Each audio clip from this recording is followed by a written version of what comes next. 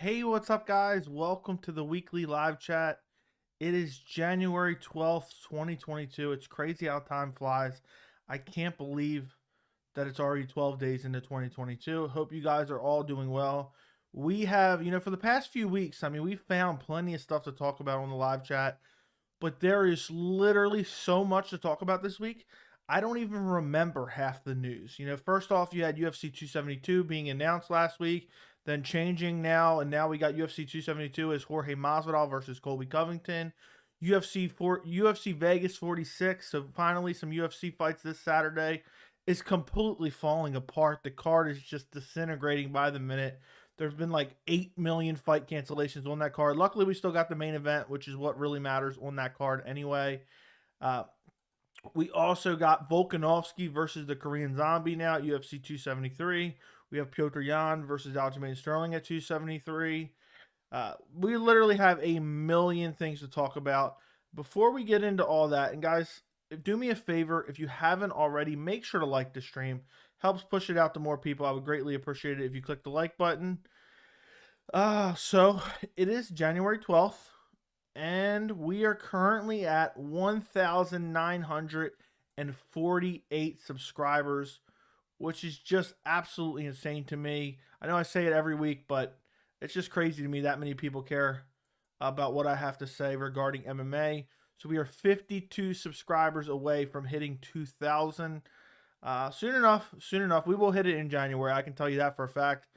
My guess is before UFC 270, we will hit 2,000 subscribers on this channel, which I'm super excited for. That's a massive milestone of mine. I've been wanting to hit 2,000. I've been kind of, heading that way, and it just seems like, once, I can just almost taste it. It seems like it takes forever, but it's actually been coming pretty fast. I think, I'm going to look it up real quick. I think I hit 1,500 in November, or late November, actually. I'm going to look that up right now, actually.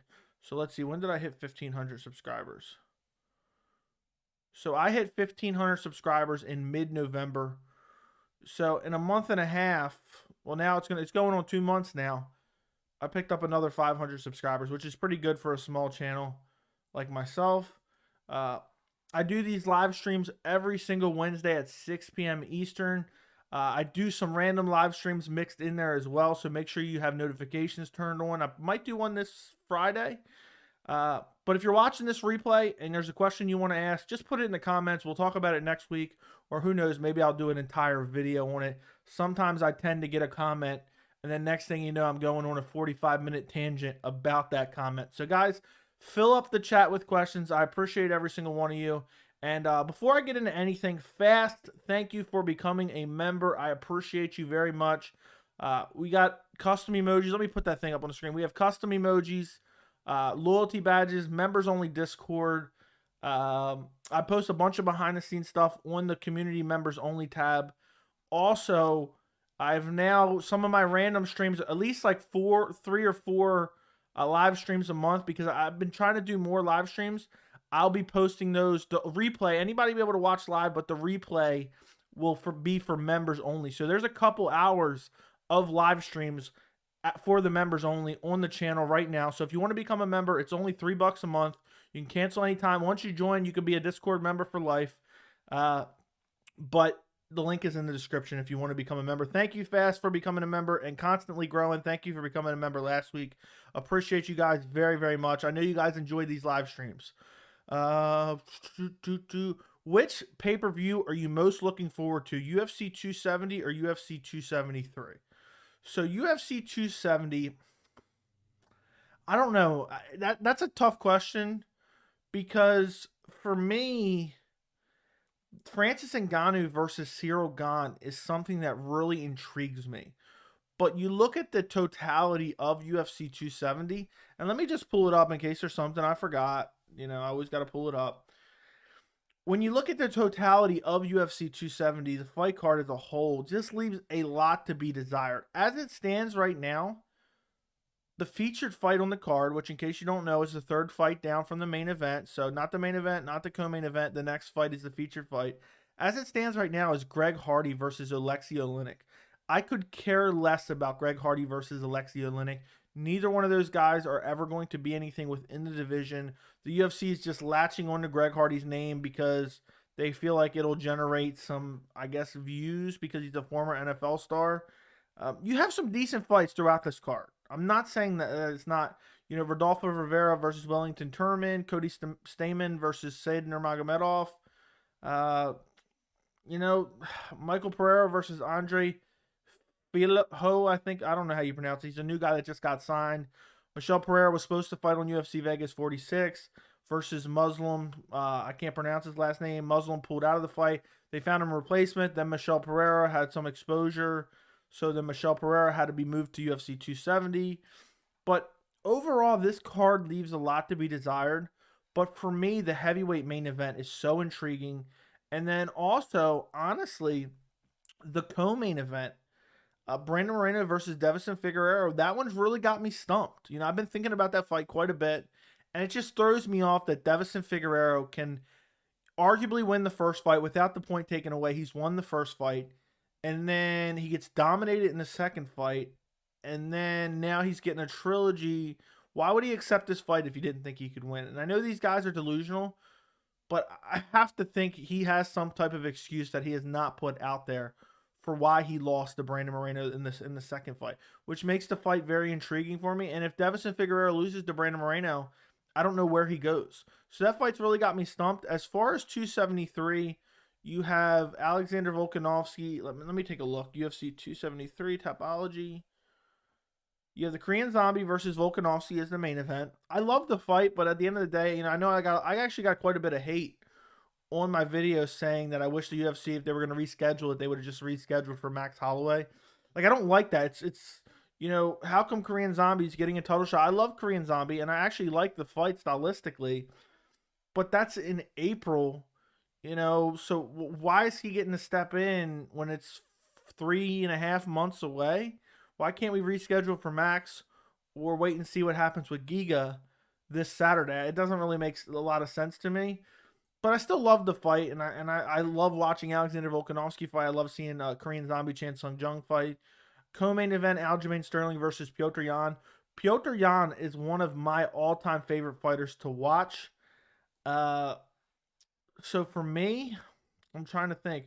Then they just added Mckenzie Dern versus Tasha Torres, and they don't have a lot on this card that's announced yet. Arena Dana versus Aspen Ladd. That's almost making me want to skip the card. I never want to see Aspen Ladd ever fight again after that god-awful performance she had in her last fight. It was just so bad. So, honestly, probably, for me, it's almost tied, if I'm being honest, because Francis Ngannou, Ciryl Gane, I love. Petr Yan versus Aljamain Sterling, I love. Brandon Moreno, Devison Figueroa, super intriguing. Alexander Volkanovski versus Chan Sung Jung, super intriguing. I'll actually go 270. And I'll just say those top two fights intrigue me more than UFC 273's top two fights. But I just really wish they would have added some more to add to 270. And also it sucks that Mosar Evelev versus Ilia Topuria pulled off of 270.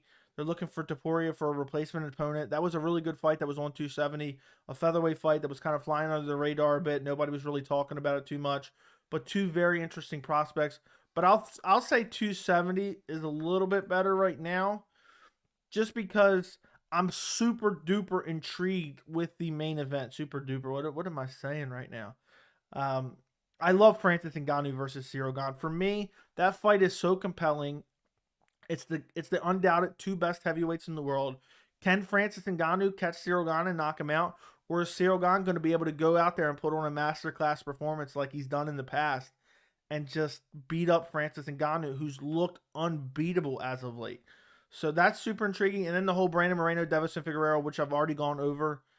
Neither event is blowing me away, but the top two fights of both events I'm really looking forward to.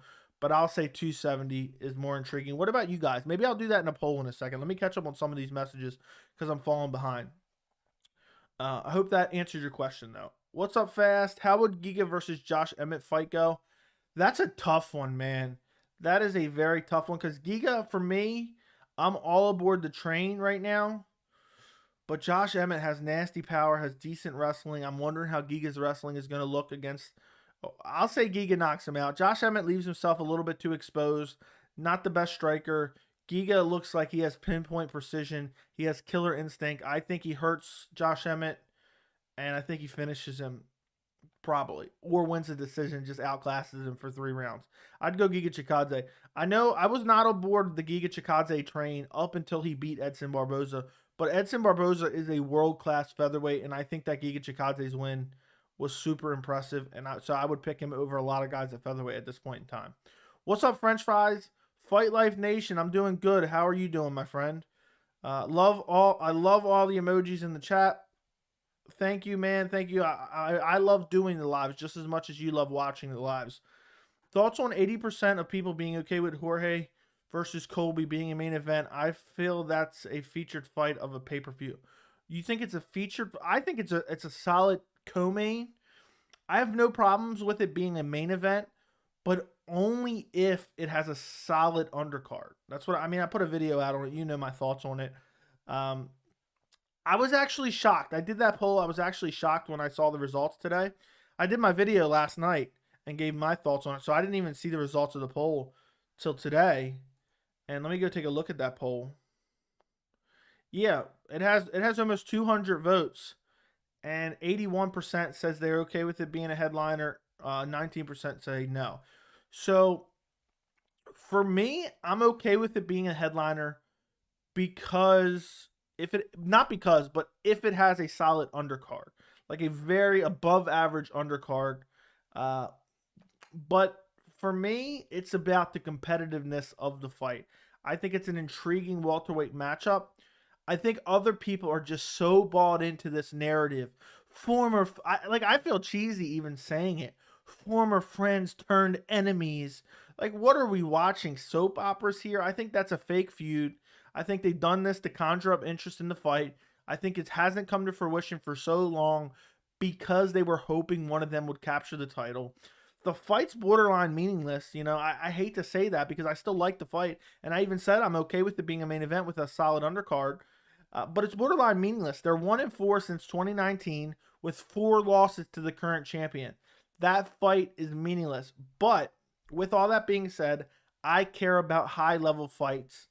You know, some of the best fighting the best. And at the end of the day, whether they're the best or not, they are some of the best. Colby Covington's one of the best in the welterweight division. Jorge Masvidal is one of the best in the welterweight division. I'd like to see them tested up against each other. The whole narrative of friends turn foes, enemies, blah, blah, blah. That's just kind of extra for me. I'm not crazy into storylines. If there's a very high-level competitive fight that has a storyline, a real storyline on top of it, I love it. But some of these storylines that I feel like are manufactured, it doesn't get me super excited, honestly. But I want to see, all the talk back and forth. Does Jorge Masvidal knock him out, or does Colby Covington take him down? And also, I feel like a lot of people don't think the fight's going to be competitive for whatever reason. So, but I was shocked at the 80% being okay with it. If Volk beats TKZ, beats TKZ, he will have the same title defenses as Max. Does this make him a greater featherweight champ than Max, as he beat him twice? I will say yes, but I would still have to take a hard look at it compared to Jose Aldo. And I don't necessarily think beating a previous champion makes you a better champion than them, if that makes sense. So, I think the 2 wins over Max you have to take into account, but I like to take in the total body of work when I assess, the greatest featherweight champ or the greatest lightweight champ. We have to assess the greater body of work. Jose Aldo has an amazing body of work at featherweight. I don't think Volkanovski has passed it yet. I have to take a hard look, but I think Volk, if he does beat TKZ, and with the 2 wins over Max and the great win over Brian Ortega, I mean, who did Max even defend against? So Max defended against Aldo on short notice. It's still, he beat him, on a regular training camp as well, but the second fight was on short notice. Who else did he defend against? Frankie Edgar? That's it? Ugh. Oh, Brian Ortega and Frankie Edgar. Okay. So he had 3 title defenses, one against Jose Aldo on short notice, one against Brian Ortega, and one against Frankie Edgar. Yeah, I think Volkanovski is surpassing him with the win over TKZ, because that Frankie Edgar win, I mean, that was a gift from the UFC. Frankie Edgar didn't deserve that fight.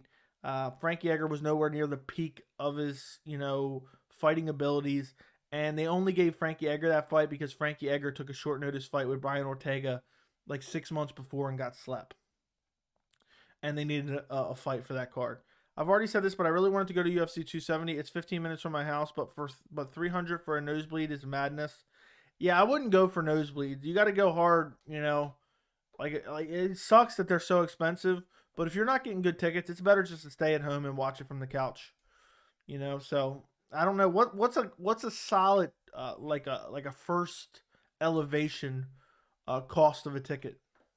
That sucks though. It's so close. Francis Ngannou, Cyril Gane. Yeah, and there you go. French fries. He might have already. That's what I was getting at there. That's funny. We were basically saying the same thing. I think I might have even said those exact words when I was answering that question. I like Dern versus Torres. I like Dern versus Torres as well. Is there anyone else? Let me do a quick poll real quick, because I don't want to give you guys my opinions and sway you. Who wins, Dern or Torres? Go vote in that poll real quick. Go vote in that poll for me real quick, guys. And we'll get back to that Dern versus Torres comment. 273 has more potential considering they're still adding stuff. Very true. Maybe Hamzad versus Burns is on there. That's been the speculation. I got Francis in second round because of that nuclear power. Unbelievable nuclear power by Francis Ngannou. It was just ungodly. I'm super duper stoked for my favorite female prospect, Kay Hansen, making her return at 270. She's opening the card. I actually shot her first Amy fight. That's awesome, man. That's awesome. Uncle Dana. I love how you said super duper. Arnold Allen, Dan Hooker, potential fight thoughts. Ooh, Dan Hooker moving back down to featherweight, fighting Arnold Allen. I think that's a solid fight. I think that puts Dan Hooker right in the mix at featherweight. And I like it. I think it can be fun. Arnold Allen's a guy who kind of gets overlooked even by me within the featherweight division. I think it was his last fight against Gilbert Melendez. Whew. So Arnold Allen still has a lot to prove. I think a big win over Dan Hooker means something. And if Dan Hooker can come in and get a win over a top 10 ranked guy right away, it puts him right in the mix at featherweight as well. Guys, go vote in that poll for me real quick. Who do you think wins, Dern or Torres? I said Rodriguez. We already know who wins in that because they just fought. I'm curious. Poirier versus Nate as a co-main will definitely make the card a lot better. I hope they do make that. I want Poirier versus Nate as the co-main for that Colby Covington Jorge Masvidal fight card. Who you got at 125? Murphy versus Tate in May. I'll go Murphy. I mean, Miesha Tate, the fighting ability that she showed in her most recent fight was so grotesque that I don't even know if I can stomach watching Miesha Tate fight Lauren Murphy. It was some of the most bizarre fighting movement I've ever seen in my entire life. It looks like she was casting spells or playing with puppets. She was moving like this. And like when she's training in camp, is her coach looking at that movement and saying, hell yeah, Miesha, you're improving every day. Great job. You're looking great. Because I mean, that was some of the ugliest fighting I've ever seen in my entire life. Miesha Tate, the only reason she has a job within the UFC is because she has name value, because her name is synonymous with Ronda Rousey. What's sad is if Miesha Tate gets one win against Lauren Murphy, she's getting a title shot. Yeah. I mean, it just shows the poor state of the women's MMA divisions outside of strawweight. I'll take Murphy. I think Murphy's better. But to be honest, I'm not impressed with either girl. But Miesha Tate, that I would never pick her. I won't pick her in a fight against a 10-year-old. The fighting prowess that she showed was some of the ugliest stand-up. I mean, she made Derek Brunson look like a world-class boxer. The way she was, moving her hands and throwing, striking. And the commentary team was acting like it was good. Ugh, I'm still traumatized by that fight. I wish I would have never watched that.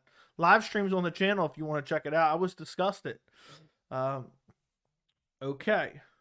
Murphy will out-grapple Tate with ease, probably. I don't know with ease, but I think she'll beat her. You think Nate will beat co-main a George fight card? I think it's possible. I think the UFC is negotiating that fight right now. I think they're negotiating that. I think that's what they want to do. If I had to put a guess on it, I think that's what they're looking to do. But it's all about Nate's contract negotiating. They are not letting Nate fight out his contract with one of the biggest fights on the biggest cards.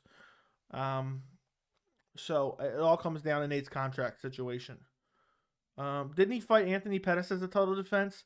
No, I think that's a card he was supposed to fight Jose Aldo on.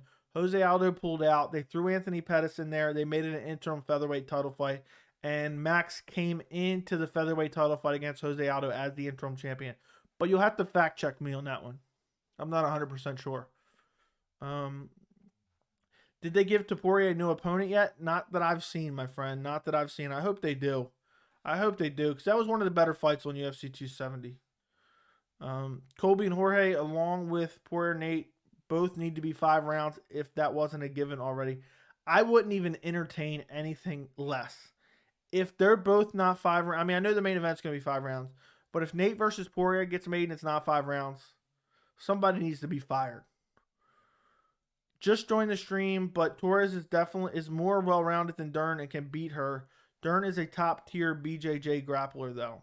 Edwards versus Bilal, co-main event for Masvidal Colby. That's not announced yet. Is that what you're saying they should do?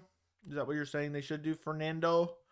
Let me exit out of some of these tabs that I don't need anymore, and then we'll get back to the Dern. To the Dern comment. Dern versus Torres. Because there's something that I was thinking that it seems like no one else agrees with me. Or at least it doesn't seem like. We'll get to that in a second.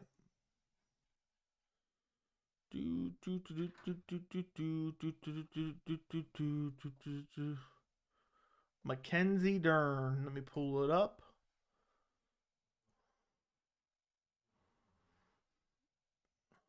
No. Mckenzie Dern. Okay. So I was curious of what your guys' opinion was about Mckenzie Dern versus Tasha Torres before I gave my opinion, because when I think of that fight, and again, you know, it's not like I'm watching, you know, I almost said Miesha Tate. It's not like I'm watching Tasha Torres' fights, or, you know, it's not like they're fresh off the top of my head.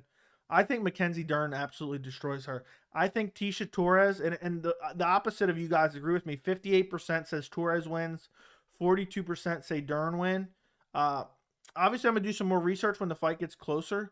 But for me, I think Dern absolutely handles her. I think Dern's getting better with the striking. I think her grappling is elite. I think her jiu-jitsu and submissions is elite. I think that Tasha Torres is very well-rounded, but she's not great anywhere. And none of her fights ever look impressive, ever.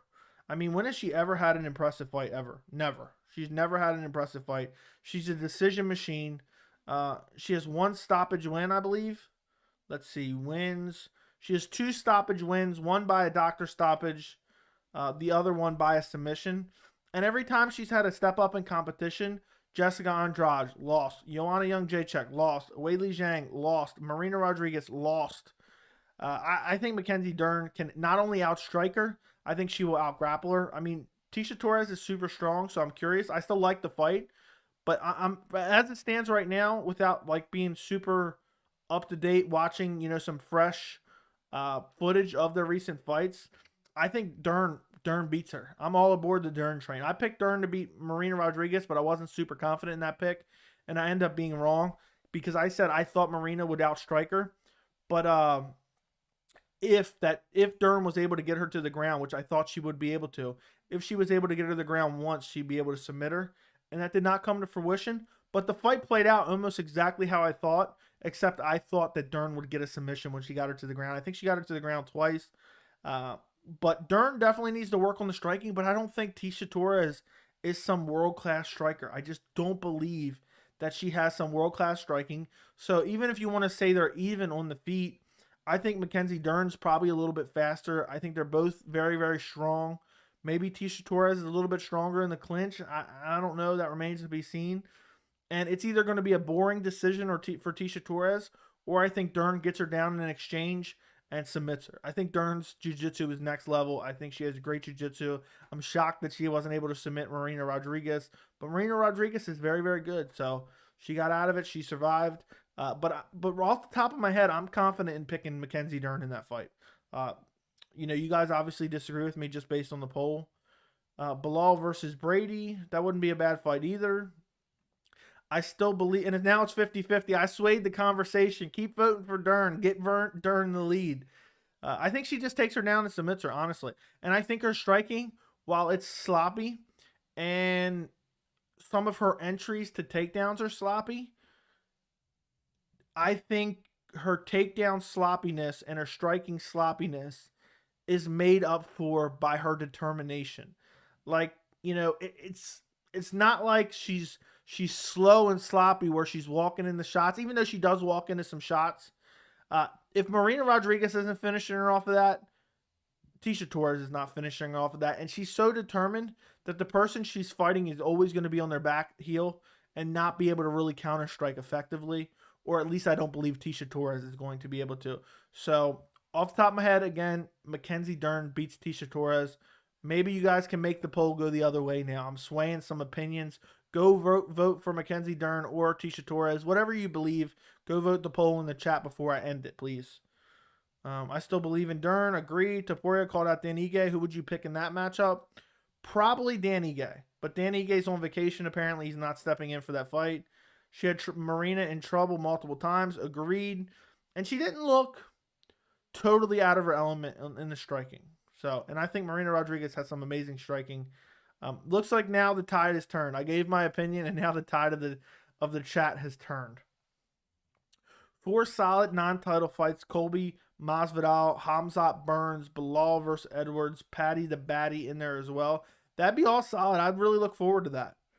Dern wins by submission. I agree with you, Fast.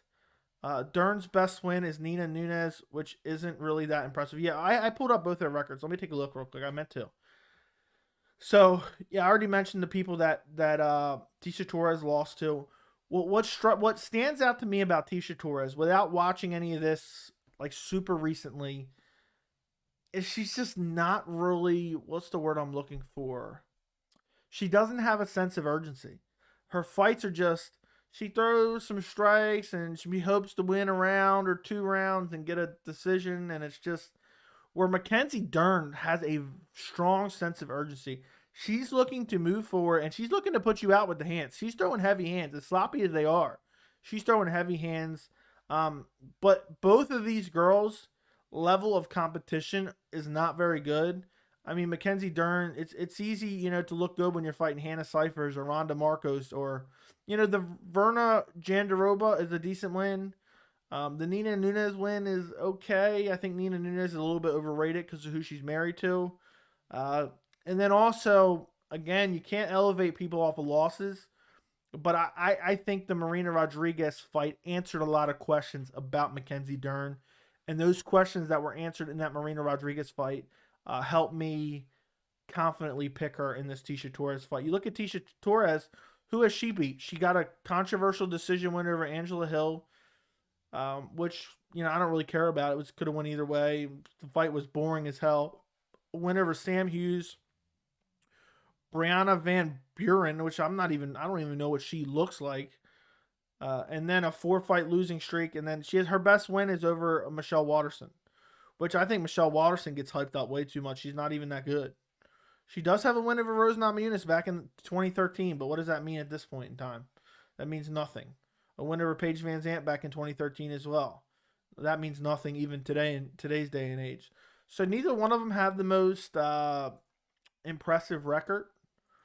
But, it's one of those things where I'm with Dern. And it's back to 50-50. It's back to 50-50, guys. Dern's best win is, okay, who you got, Francis or Gane? I'm flipping back and forth. I either got Francis by KO or Gane by decision. But I'm flipping back and forth. I will be doing a full breakdown and prediction. It should be out Monday of next week. So 4 days it'll be out. Dern is dreadful if she can't get it to the ground. I wouldn't say she's dreadful, but she's not very good. She is sloppy with the takedowns, yes.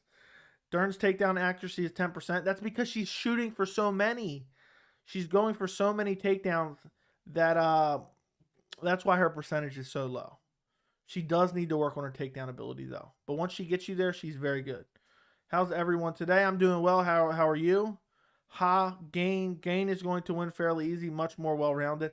I agree that he's much more well-rounded, but I'm not sure it's going to be easy to win. The 90% of women's MMA just point fighting and not having any urgencies. That's pretty true. That's pretty true. Francis by nuclear explosion in the second round. Damn, I didn't know Topuria versus Avalev is off. Yeah, it sucks, man. I was really looking forward to that featherweight fight. If Tatiana Suarez didn't get injured, she would be a dominant champ because of her elite wrestling. Maybe so. But she never fights because she's always injured, Yusuf. Ugh. You've been talking about Tatiana Suarez for a while, but it's like she's never fighting. She's never fighting. Let me take a drink.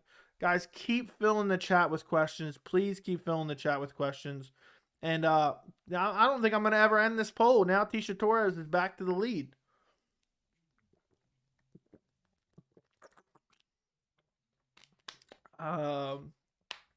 What's up, Keep Out? Hope you're doing well, my friend. Hope you're doing well. Good to see you in the chat. I think Gane's defense will win him the fight. I don't know, man. I think Gane's going to be tentative in this fight. Francis Ngannou is a whole different beast than Derek Lewis. Even though Derek Lewis has a win over Francis Ngannou and people like to act like they're the same fighter, his punches come from weird angles and he is just spamming them at you. And also, I think a lot of people miss the fact that I think Francis Ngannou is getting better as an overall mixed martial artist. And I think because we haven't been able to see that too much, because his fights are so short, that people doubt that it's actually happening. So just the fact that we're not seeing it doesn't mean it's not happening. But I feel like I've seen some things in that Stipe Miocic second fight that has just shown me he's improved overall, mixing in those heavy leg kicks.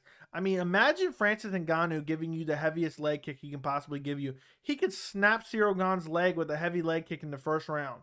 That's how brutal his leg kicks are. Who do you think is the most overhyped fighter on the current UFC roster?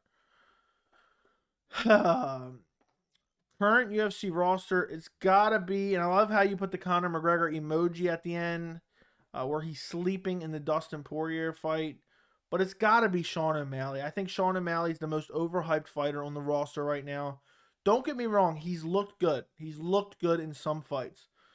But the fact that the UFC is pushing a narrative and the fans and the MMA media are just gobbling it up without even thinking twice, that Raulian Paiva is some unbelievable win by Sean O'Malley. Like, he just beat a former champion who's, you know, undefeated at bantamweight, former champion, 2 weight classes above. You know, it's just, I just believe that people, even if Sean O'Malley is very good, which I believe he is very good, even if you believe that, stop acting like Raulian Paiva is some world-class win. I mean, I think it was, hold on, let me look this up real quick. Because now I can't remember. So let me look something up. Thank you, Landfill, for subscribing, my friend. Here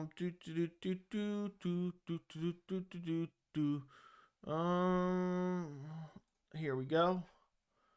So Rogerio Bontorin, who's fighting on this Saturday's card, has a win over Raulian Paiva. And then you got the fact that no matter what Sean O'Malley does wrong, people give some excuse for him. As I've said, this one's for you, French fries. As I've said many times on this channel, Sean O'Malley lost to Chito Vera fair and square. People act like Chito Vera was not targeting that leg.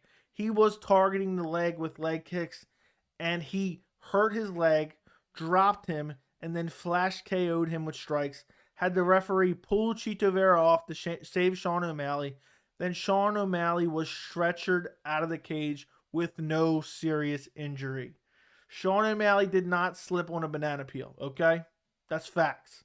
So, you know, when you have a fighter who so many people like, they'll just make any excuses for him, and it drives me nuts. So right now he's the most overhyped, but it's one of those things that where it's like, what are you going to do? People just like him. They're going to make excuses for him. They do that with anyone. So, thoughts on Jacare Souza supposedly boxing soon? In my opinion, it's disgusting. I agree with your opinion, French fries. Who's paying Jacare Souza to box? I mean, his striking was god-awful in the UFC. I mean, he still slept Chris Weidman, but still. Who wants to see that? Who's paying to watch that? Disgusting. Is that another one of Eagle FC's doing? They run a boxing promotion too? Eagle Boxing? Said this before, but I think Ganu wins by decision and Ganu leaves to box Fury. We'll see. I doubt it, man. I just don't think that's happening. I don't buy that narrative that the UFC is going to let him go. I'm not in tune with the boxing community, but I don't think they're clamoring to see Francis Ngannou versus Tyson Fury. What if Ngannou versus Ganu will be boring as Ngannou versus Derek Lewis? I'd be shocked, and I'd be devastated. Roxanne Montefiore versus Casey O'Neill. Are you asking who I'm picking? I'm picking Roxanne Montefiore just for shits and giggles. You know, she's an elite world class. I mean, she's got elite level striking, elite level grappling, elite level submissions, elite level toughness, a granite chin, the speed of an in prime Conor McGregor. How can you pick against Roxanne Montefiore? Gane versus Ngannou and ends by submission. So you're picking Gane then, I would assume. If this whole boxing thing wasn't going on, I would take Ngannou, but I think he left the decision to get out of his contract. We'll see. You have to add an O'Malley stretchered emote. I asked the guy who I paid to make my emojis if that was possible, but it seems like it's not really possible just because of the size of it. You know, if you were to go make a whole body and then a stretcher, it just wouldn't look right in an emoji, unfortunately, which sucks. Who were we talking about the other day that beat Paiva at flyweight? We were laughing. Rogerio Bontorin. That's funny you asked it. Did you ask that before I answered that? I didn't even see that. That's funny. But yeah. Let me continue. Why would the UFC book Holland versus Oliveira when Kevin was fighting top 10 and top 5 guys at 185? I guess because it's a fun fight. I mean, I don't see Kevin Holland have any success at 170. There's too many grapplers there. So, you know, I think it's just, I actually like the booking. I think it's because it's a fun fight. And I think because Kevin Holland's not going to have any success at welterweight. Are N. Diaz, are you Nick or Nate Diaz, and Masvidal overhyped? To answer your question, if it's Nate Diaz and Jorge Masvidal, if it's Jorge Masvidal and Nate Diaz that you're talking about, yes, they are both overhyped, but that doesn't mean they suck. I love both those guys. I think both of them are great fighters. But just by the overall general MMA community, 100% they are both overhyped. And that's who it was. What title fights do you think will happen for the next few cards after 273? After 273. So I'm wondering on 273 if they might add Usman versus Leon, but I don't know if that's going to happen. So 274, I believe, will be Justin Gaethje, Charles Oliveira, and Glover Teixeira versus Yuri Prohaska. So there's 2 title fights for UFC 274. 275 will be in June. If Usman versus Leon hasn't already happened, it will happen there. 275 will be in July. I think it'll be the heavyweight champion fighting John Jones. And then it's hard for me to predict too much further out. That's getting kind of far away. And mixed in there will be a Juliana Pena versus Amanda Nunes. We might get 3 Brazilian title fights on that Brazil card. Maybe they'll do an arena show or something and get Nunes Pena on there too. So there you go. I gave you all the way up to 275 or 276. Yep. So 274 is the Brazilian fight cards. 275 is probably Leon versus Usman. 276 is going to be the winner of Ngannou versus Cyril Gane, fighting John Jones for the heavyweight belt. Defending the belt against John Jones, to be more specific. Talia Santos, Casey O'Neill, and Manon Fiorot are the future of women's flyweight. The division is improving for sure. Yeah, I like all the prospects at flyweight there. I think it's improving, but I still think it has a ways to come. Talia Santos is probably going to get pushed into. I think that's a big problem with some of these women's divisions. And it even happened with flyweight men's division a while ago. Is you have some of these great prospects, but they get tossed to the wolves too soon for lack of a better contender. So Talia Santos could probably use another couple fights of getting better before she fights Shevchenko, but because there's nobody else, they're going to toss her in there very, very soon.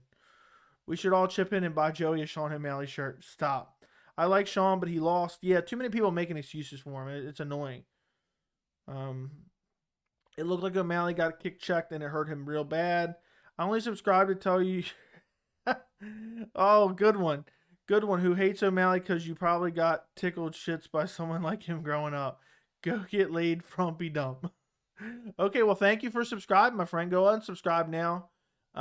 Appreciate your message. It was actually pretty humorous. So thank you for joining the live stream. It'll be forever cemented here. Actually, you know what? I'll help you unsubscribe here. Hide user from channel. You'll never be able to watch the channel again. Landfill. Sean O'Malley's lost to Chito Vera and he was stretchered out with no serious injury.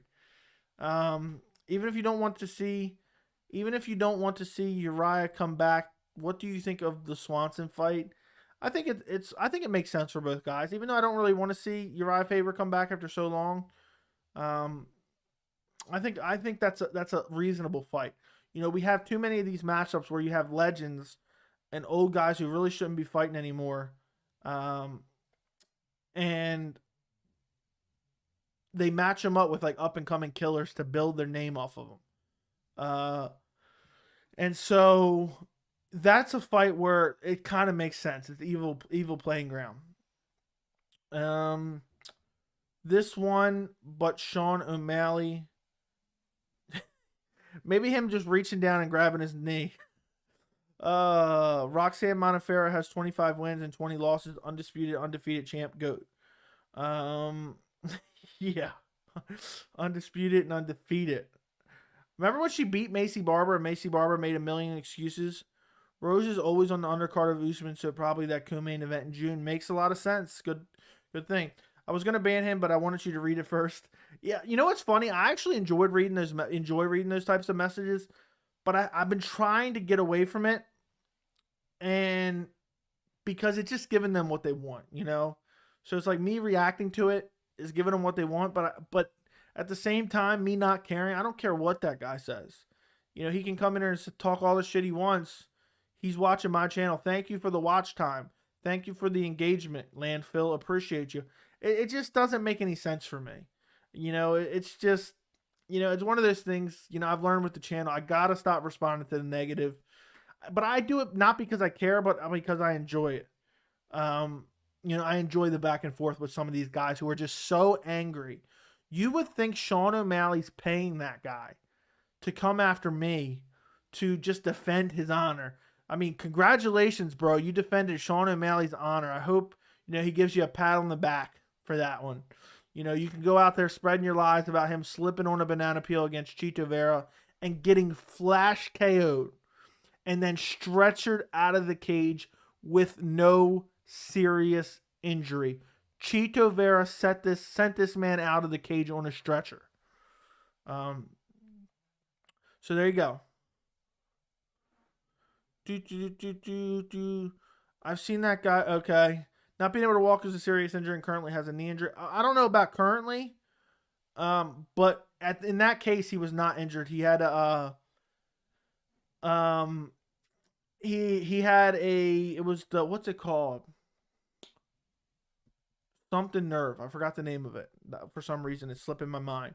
But it's a nerve behind the knee that just kind of makes the knee go numb if you hit it right. Let me scratch my arm. O'Malley does admit to losing on his podcast. Yeah, I even admit that. I mean, I'm not even an O'Malley real hater. It's not really O'Malley that rubs me the wrong way. He does a little bit. Let me end this poll, by the way. Tasha Torres wins 53% to 47%. It's not that I hate O'Malley. I hate the cult-like following. The people that are just going out there making nothing but excuses for a man they don't even know. And I have a YouTube channel that I talk about MMA. I give my opinion on MMA. And whether you agree or disagree with me, that's fine. But at the end of the day, this is what my channel's for, to give my opinion. If you don't like my opinion and you don't like listening to anything I have to say, then don't join. So it's one of those things. It's just weird that the cult-like followings of these MMA fighters is unreal. You know, like my Khabib Nurmagomedov video got a lot of hate. I'm a huge Khabib Nurmagomedov fan, but Eagle FC is doing something that is disgusting, and I had to call it out because I'm honest. So, I just joined, so sorry if you already asked this, but who do you think wins between Colby and Masvidal? Personally, I think Colby dominates George in all aspects of the fight. So, to answer your question, MMA Ben, and thank you for coming to the stream. What's also funny is I have my subscriber count up right here because I like to occasionally say how many subs I got and how close we are to 2,000 and everything. That guy didn't even go unsubscribe. But to answer your question, and I have some videos on the channel if you want to go check them out where I kind of get into more detail. I've done like 2 videos on it. I think Colby wins by decision, but I think the fight's a lot more competitive than people give it credit for. Masvidal's weakness has always been his takedown defense and his anti-wrestling. Colby's strength has always been his wrestling and his takedowns and his volume and his stamina. And I think it's a very compelling matchup because if Jorge Masvidal can keep it on the feet, I think he can sleep Colby Covington. But it's a matter of can he keep it on the feet. His last 2 training camps, he'd been training for Kamaru Usman. In the second Kamaru Usman fight, Jorge Masvidal has had a very impressive, it's not a super impressive performance considering he got slapped, but he looked good as far as his defense of takedowns. But Usman ended up knocking him out in the second round because he was so worried about the takedown. But I don't think Colby's going to be able to knock him out like that. Colby has pillow punches. So to answer your question, I think Colby probably wins, presses him against the cage, wears on him with the stamina. And Colby's not ever shooting real desperation takedowns. He uses the volume to set up the takedowns. He's not Damian Maia who's skinning his knees looking for double legs. He will throw 150 punches, and just when you think he's going to strike with you, he ducks under and shoots for a takedown. So I think I found he is not defeated. I really believe that Jorge Masvidal has a much bigger chance than what people are giving him credit for, if that makes sense. But I'm picking Colby Covington. But as the fight gets closer, I'll do a full breakdown and prediction. And I say this all the time, I may change my mind. I think I picked Jorge. A lot of people were picking Ben Askren to beat up Jorge Masvidal. If I would have had a YouTube channel, I swear, I would have said my official prediction for Ben Askren versus Jorge Masvidal would have been that Jorge Masvidal brutally KOs him. So, this Colby versus Jorge fight is very intriguing to me. I think both of those guys are 2 of the best in the world. I don't think neither one's ever going to be champion, at least while Kamaru Usman's around. I favor Colby just because he's younger. He's closer to the prime of his career. I think he has better stamina. I think he's a little bit faster, but his striking is not that good. His wrestling is way better than Jorge's, but Jorge has to get the fight. He's going to have 5 rounds to land 1 punch. And I know that's a little bit cliche to say, but I think Jorge, if I had to give a percentage, I go 60-40 for Colby winning by decision.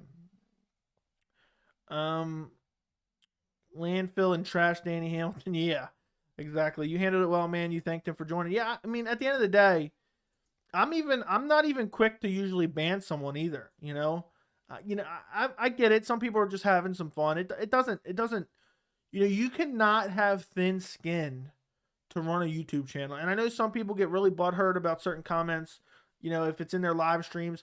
The only thing I really care about is if someone's being such an ass in the live chat that they're taking away from the conversation that we're having on the live stream. That's what I care about. So if they just throw one comment in there and they're, kind of rude, it doesn't really matter to me. Usually I put a timeout on them or whatever, or French fries, or Sean does or whatever.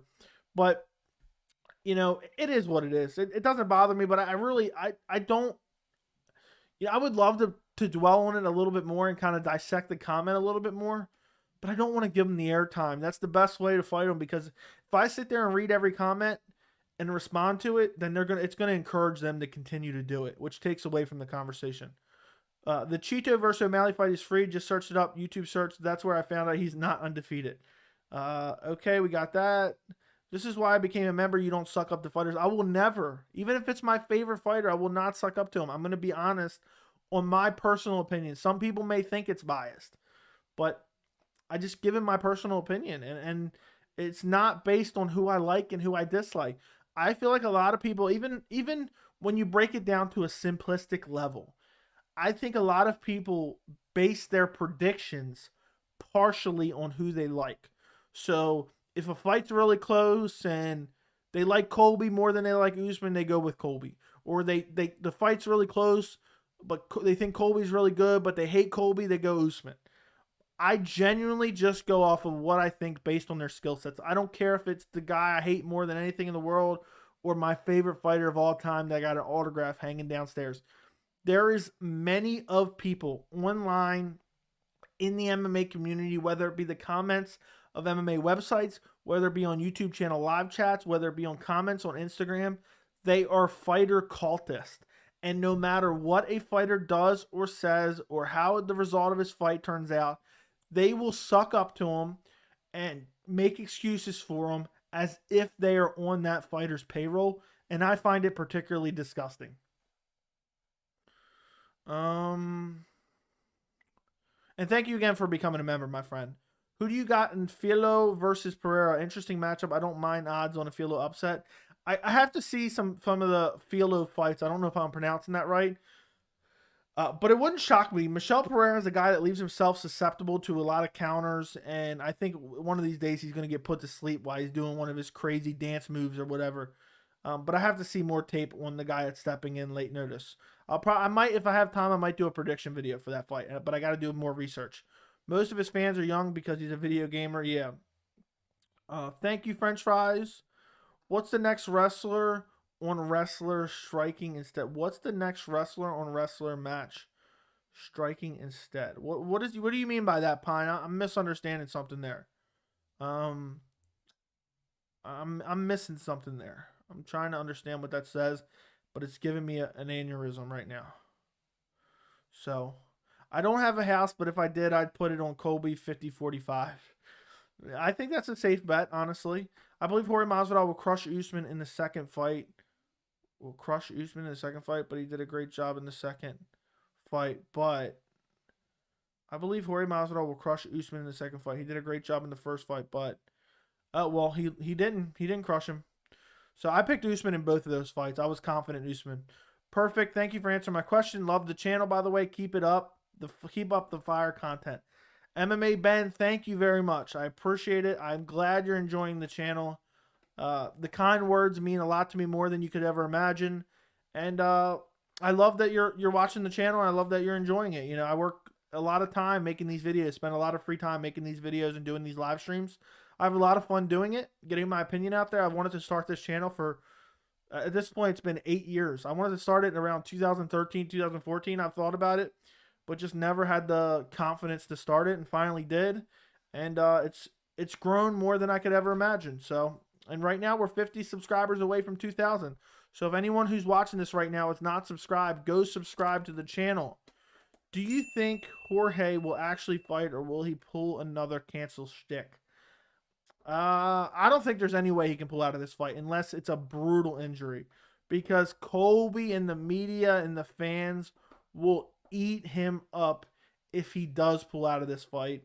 He got a lot of shit for pulling out of the Leon fight, but for some reason people just hate Leon, so they like shit on Leon for Jorge pulling out for some reason. But if Jorge pulls out of that fight, I think that I think he'll get a lot of shit from Colby and others. And I don't know.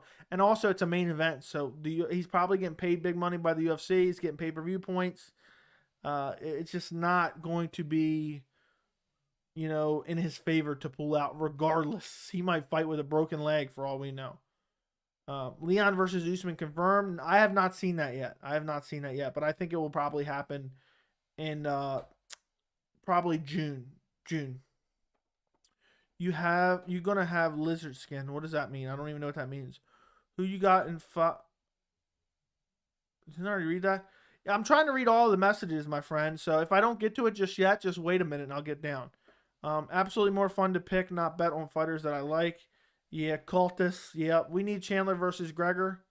Are you talking about Chandler versus Gregor Gillespie? I wouldn't mind that fight. I think that's a very compelling matchup. Gregor Gillespie's never active, though, so he drives me nuts that he's talking all this shit about Tony Ferguson. Dude, you fight like once a year for the last 6 years. Shut up. He's saying how 2 wrestlers end up in a striking battle. What's the next time that happens?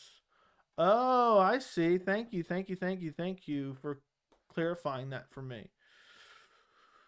So last one we had was Usman versus Colby, really. I don't know if we have... I wouldn't consider this one. Maybe if Sean Brady fights Bilal, would you consider that 2 wrestlers striking? Or maybe you could do a... See, like Charles Oliveira versus Islam, I think could end up being striking, but I think Islam's going to want it to the ground, and Charles won't mind going there, so I think it eventually will.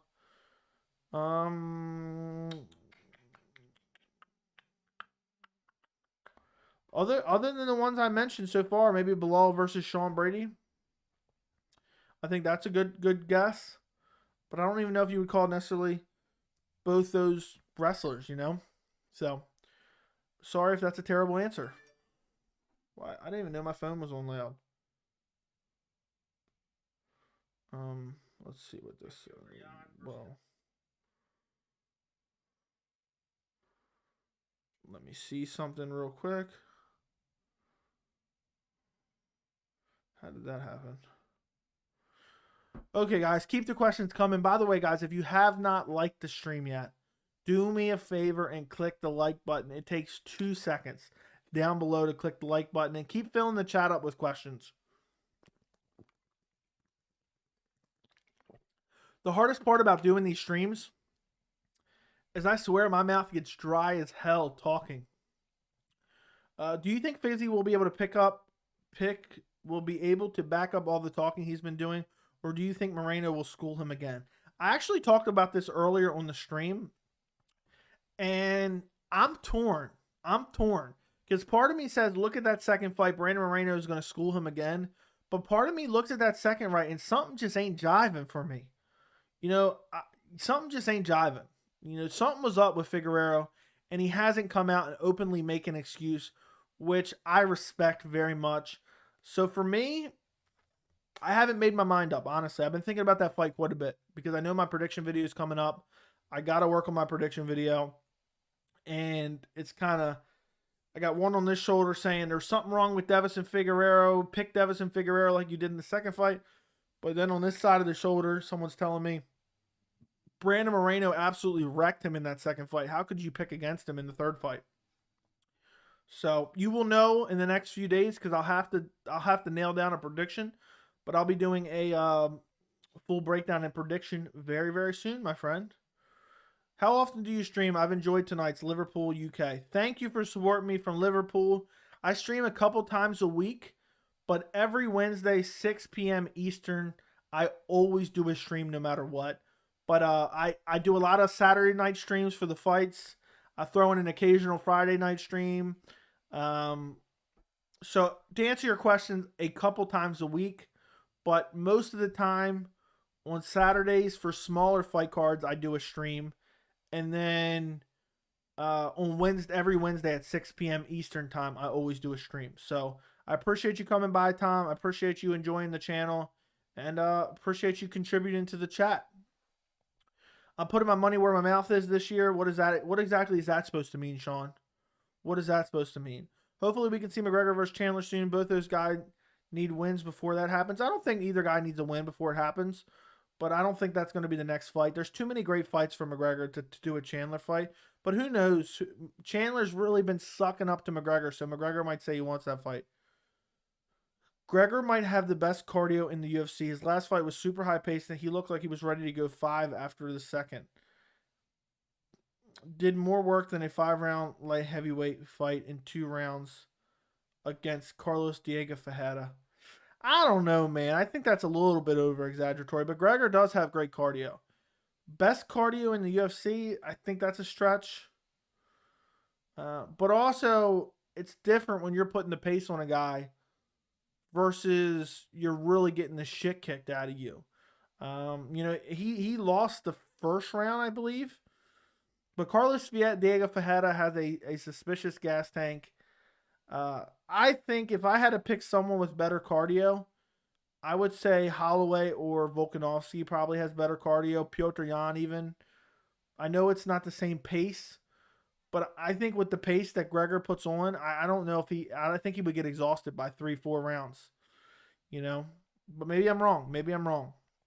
But I appreciate the take. That's an interesting side of things. I'll have to think about that.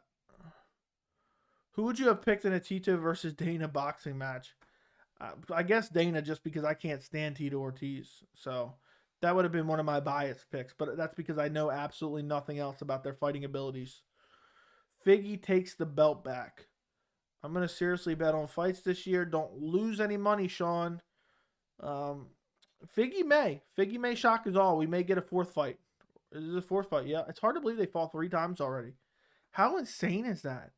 It doesn't seem like, what was that, last December? Well, not last December. December 2020, they fought at UFC 256. And it's just crazy that they fought to a draw, but Figgy would have won had it not been for the point deduction. Was that for a groin shot? I don't remember. I can't remember. I think it was for a groin shot, and the referee took a point. And that's the only reason that fight was a draw, is because they took that point away from Figgy. Otherwise, Figgy would have got the decision. And then he comes out for that second fight and gets absolutely murked. Just outclassed. A world-class beatdown by Brandon Moreno. Let's do a poll real quick. Who wins at UFC 270? Figgy, Moreno. Don't be losing that money, Sean. Don't be losing too much money, my friend. People get addicted to that stuff and lose their life savings. Ain't worth it.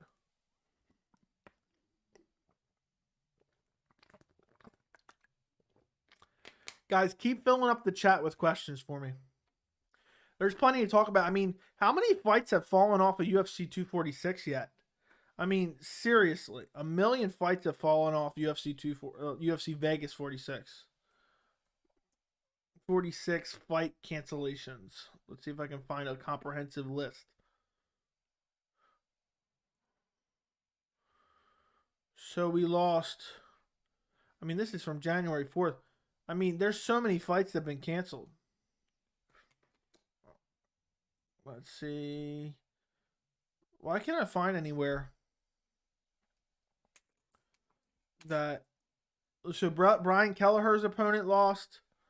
We lost a Michelle Pereira fight. What other fight did we lose? Let me go to Tapology. Maybe they'll have it. It's annoying that I can't find like a comprehensive list of every fight that's been canceled. So, Brian Kelleher versus Said Yokob Kurimanov. Brian Kelleher's opponent pulled out. TJ Brown's opponent pulled out, but they got a replacement. Supposedly, they're looking for a replacement for Brian Kelleher. They lost the co-main event. I swear, if we lose Brandon Royval versus Rogerio Bontorin, I'm going to be pissed. And if we lose the main event, I'll be pissed. This is a sorry card to return to if we lose the main event, honestly. Honestly, UFC Vegas 46, I really think Giga Chikadze gets it done. I'm really excited for that main event. I wish the UFC would have waited and let that main event play out before they give Korean Zombie a 3.5 month away title fight. It's not like it's saving a card. But people were pissed that I even said that. I mean, I don't care, to be honest. It is what it is. I'm giving you guys my honest opinion regardless. So, let's see. What is your early prediction for Hermansson versus Strickland? Hermansson has terrible striking, but he has good takedowns and submissions. Strickland doesn't have the best striking, but he has volume. I'll probably go Strickland by TKO, but I might change my mind on that one as well. I think Hermansson could take him down and submit him or control him on the ground. But I feel like recency bias is making me, kind of doubt Hermansson, considering what Hamzad was just able to do to him in a wrestling match. Remember when John Jones lost his fight for elbow disqualification? Shit made me think that Vegas throws fight. Yeah, disturbing. And it wasn't even a real 12-6. There was a little bit of an angle to it. So, Steve Mazzagatti, you're terrible. But at the end of the day, it doesn't really affect me. TJ Brown is now fighting Charles Rosa. I saw that. Respect for Charles Rosa stepping in. And what's up, Capper? Hope you're doing well, man. Thank you for being a member of the channel. Appreciate you, my friend. Appreciate you very, very much. I'm going to check. Hold on, I'll put it on the screen for you guys, by the way. It'll update in a second. We are 49 subscribers away from 2,000. I really want to get to 2,000. That's like a landmark subscriber milestone for me. So I'll put it on the screen for a little bit. We've gained a couple subscribers since being on here. What do you think the UFC doesn't do any more face-to-face interviews to better promote fights? And what promotion suggestions would have to sell more fights? What do you think the UFC doesn't do any more face-to-face interviews better? What do you mean by face-to-face interviews? Like, I know that sounds self-explanatory, but for me, it doesn't. I don't remember. Like, you talking about, like, press conferences? They don't do as many press conferences. They do at least one press conference. I just wish they did more high-quality pre-fight build-ups. Like, if you guys remember, they did Primetime, which was, like, a cable television show. It was similar to Embedded, but much higher quality, and they aired it on, like, Fox or ESPN or whatever. Primetime, anybody that remembers Primetime, I mean, that show was absolutely incredible. I'll never forget the ending of the last episode of Primetime for the GSP versus Carlos Condit fight. That ending is so good. I still go back and watch it a couple times a year. That's how good that ending is. So, if you guys haven't seen that yet, go look up GSP versus Carlos Condit ending of Primetime. And if you can't find it, let me know for the link. But after this stream, go look that up, because that's amazing. And you have Carlos Condit like shadow boxing out in the snow on the top of a mountain. It is highly produced, has great background music, has great quotes from each guy. I still get goosebumps listening to the end of that Primetime of GSP versus Carlos Condit. So I wish they did more of that. UFC 270 looking kind of weak. What's up, Blaze One, by the way? Yeah, we went over that in the beginning, man. At least the top two fights are pretty good, but the whole card as a whole has kind of went to the toilet, especially after losing Evelev versus Topuria. I'm not pumped for 270. I'd still be pumped for the main event, my friend. Moreno avoids Askar Askarov. Askar Askarov's fighting Kai Kara France March 26th, which I'm really looking forward to that fight. Winner probably next in line for a title. I want Moreno, but I just think Vizzy's coming in beast mode this fight. 64% so far have voted for Moreno versus Figgy. Buckley versus Razak should be on 271. I heard them announce that fight. I didn't know what card it was on. I like it. I mean, anytime I see Buckley's name anymore, I'm just sickened. And you guys heard me say this on a million live streams before. I can't stomach watching that spinning back knockout anymore. I've seen it a gazillion times. Did Moreno Figgy have a draw in their first fight? Yes, but Moreno should have lost. But there was a groin shot by Figgy, and the referee took a point. Interview between two fighters like Jones versus DC interviews. Yeah, but that wasn't necessarily face-to-face. But I get what you're saying. simultaneously interviewing them. I don't know why they don't do that more. Maybe it just haven't been the right fights. I remember they did it with Nate and McGregor, where they interview with like news promotions and stuff like that. Do you think TJ Dillashaw can reclaim UFC gold? I'm going to say no, because I don't think, even if he does get a title shot, I don't think he can defeat Petr Yan. I just really think Petr Yan is just next level. TJ Dillashaw is getting older. He's already up there in age. I don't know if he's able to cheat anymore. I think he was probably cheating the majority of his career. So for me, I think the answer is going to be no, MMA Ben. I do not think TJ Dillashaw can reclaim gold. If you guys have any true or false questions, throw them down in the chat. I love true or false questions. I remember 100, but I also watched UFC 1. LOL, I'm old. Yes, you are old. That's crazy. Did you watch? You didn't watch. Was one live? Could you watch the first UFC event live, or was that just only at the arena and then you could watch the tape later? Because technically I've seen UFC 1 and UFC 100, but I didn't watch them live anywhere. I got Moreno, but Figgy got more of a chance than people are giving him. I agree. That's probably what my analysis honestly is going to be. Figgy wins that first fight if he didn't get a point taken. I've already said that. Yep. I'm glad to see you're back, Viagra dealer, in a non-combative attitude. I appreciate you stopping by the live stream. Don't forget to like it, my friend. Don't forget to hit the like button. Okay. 67% is picking Moreno. 33% picking Figgy. That seems about right to me. I think that overall that matchup is super compelling just because if Figuero loses, I don't know where he goes from there. I really don't know where he goes from there. I guess he goes to bantamweight, but the bantamweight division is so filthy. I don't see him having a lot of success at bantamweight. Early prediction: who wins, Shuavasa or the Black Beast? Personally, I think Ty wins by KO, TKO, and leg kicks will be a huge factor in slowing Lewis down. Early prediction: I'm going Derek Lewis. I just think Derek Lewis just finds a way of finding your chin, and I think he will find Tai Tuivasa's chin and put him to sleep. And just the level of talent that Derek Lewis has fought, and he's a tricky veteran. He knows how to set up his shots. He knows when to explode, when to wait, when to lull guys to sleep a little bit.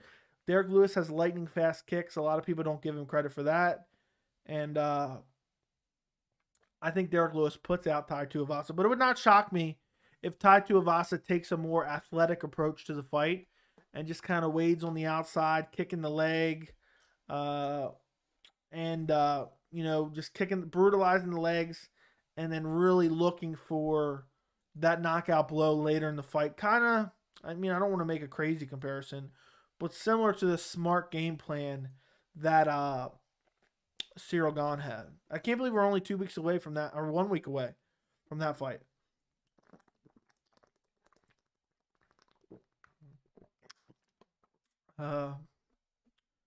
Already did. Thank you. Figgy beat Pantoja, right? Yes, he did. It was a while ago, though. I don't remember how long ago. But yes, he did beat Pantoja. Figgy's only loss,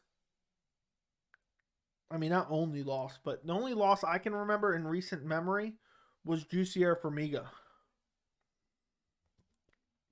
Let me look that up real quick.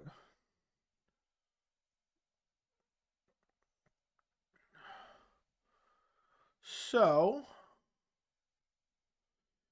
he lost to Brandon Moreno in 2021, June of 2021.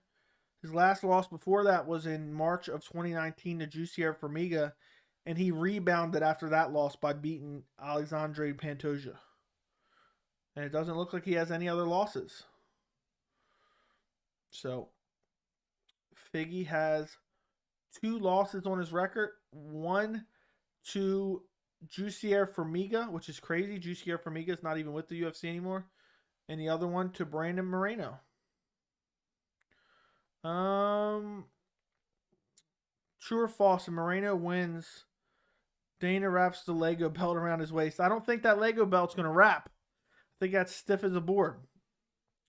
Ty and Derek are both such lovable personalities. I don't want to see either lose. You know what's funny? I actually find both of them kind of cringy. But I don't necessarily care who wins or loses. I just want an exciting fight, and I love that matchup. I absolutely love that matchup. But as far as their personalities, I don't really care all that much. Who do you think has the fastest hands in the UFC? That is a great question. I wonder who has the fastest hands in the UFC. I'm off the chat right now looking for a name. But guys, put in the chat, who do you think has the fastest hands in the UFC? That's a tough one. That's a really tough one. You know who I used to think had some of the fastest hands in the UFC? Is he still in the UFC? I don't think he is. Michael Johnson used to be lightning fast with his hands. But there's nobody that really jumps out to me right now. But also people like laugh at Derek Lewis because he's a little bit bigger and people act like he's some slow plotting guy because his footwork is terrible. But he has very fast hands. But fastest hands in the UFC. I don't know. I really don't know. I'm trying to think of a name, but I don't see it. I'm looking through the rankings right now. And I just don't see a guy that jumps out to me as fast as hands. I just really don't. Somebody's probably going to say someone in the chat, and it's going to be like, oh, yeah, probably. I feel like it's one of the lower weight classes. But, I don't think it's Petr Yan. It's definitely not Aljamain Sterling. Jose Aldo, I don't think so. Corey Sandhagen, Kai Kara France has some fast hands. Some very fast hands. Maybe Manuel Kopp. Manuel Kopp, fastest hands in the UFC. I don't know. That's a tough one to answer. Max Holloway has some lightning fast hands. It's just like I just feel like everyone's like super competitive with each other. That's funny. Sean Johnson said Kopp. Did you say that after I said mine or before? I just clicked back over here. True or false? If Moreno loses, they are tied, and a trilogy is in the works next. Or does Moreno have to get a win first? True or false? Moreno loses, they are tied. No. It would be a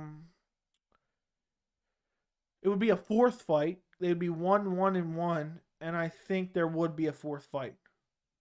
I don't think Moreno has to get a win, but who knows? I mean, there's a lot of up-and-coming prospects at flyweight. It all depends on time frame and what the UFC wants. Sorry if I'm rattling off a lot of questions. I'm a huge MMA fan. There's so much I want to discuss. No big deal, man. I love all the questions. There's not too many questions, MMA Ben. Thank you for coming to the live stream and asking questions. Appreciate it. I love discussing MMA too.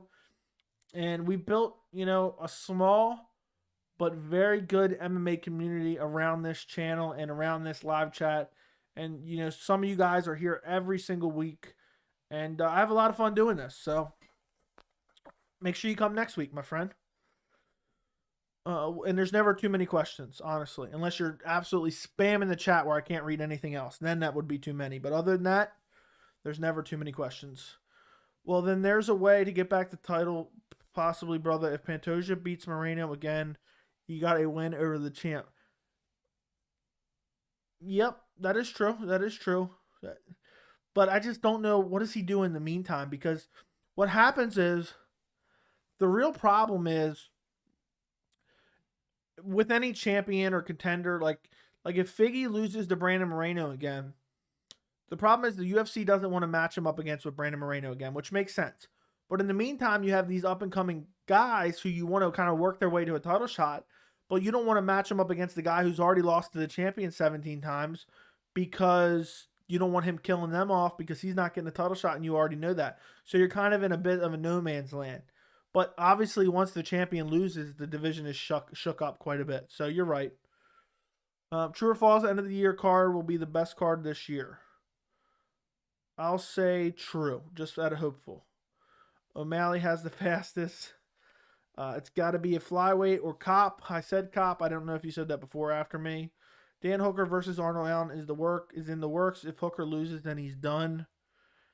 Yeah, I mean, if Dan Hooker loses at featherweight, I mean, it sucks because guys try to drop a weight class to try to reinvent themselves, and then if they end up losing, it's just they're in a kind of a bad spot. So I don't know if he does end up losing. I don't know where he goes from there, to be quite honest.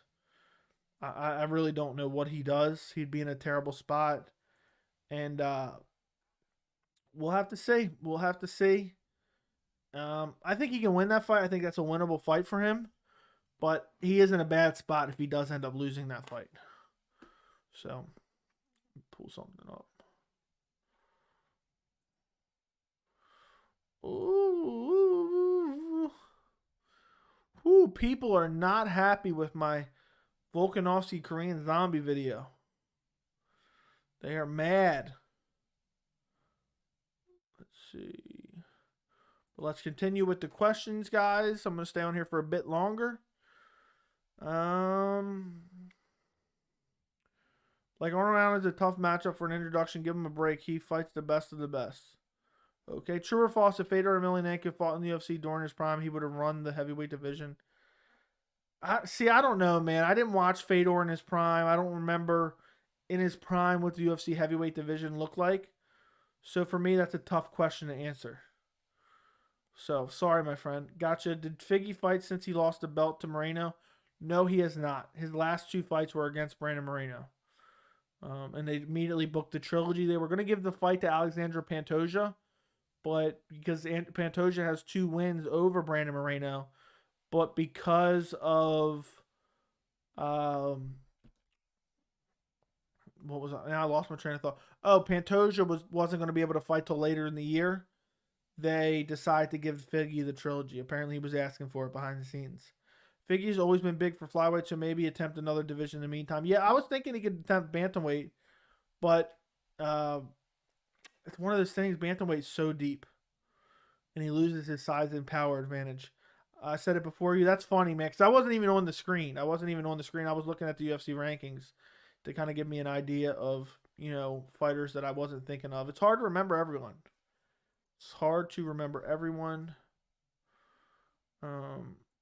I'm going to get rid of this for now. We don't need that anymore. I just like to add that a little bit in live stream so I can pull up clips in the future when I'm talking about reaching 100,000 subscribers. True or false? Petr Yan beats Figgy and Moreno. True. I think Petr Yan is one of the pound for pound best. I think he beats the shit out of both Figgy and Moreno. But both interesting matchups for sure. Conor has a test mouth in the UFC. True or false? What are you trying to say there? I'm confused. So you have to rephrase that. You looks like you made a typo, but I'm not sure what you're trying to say. Hamzad Burns when will it be confirmed? It seems like never at this point. Usman, I'm getting so annoyed myself. It seems like the UFC is just not going to confirm that. It just seems like never. They're never going to confirm it.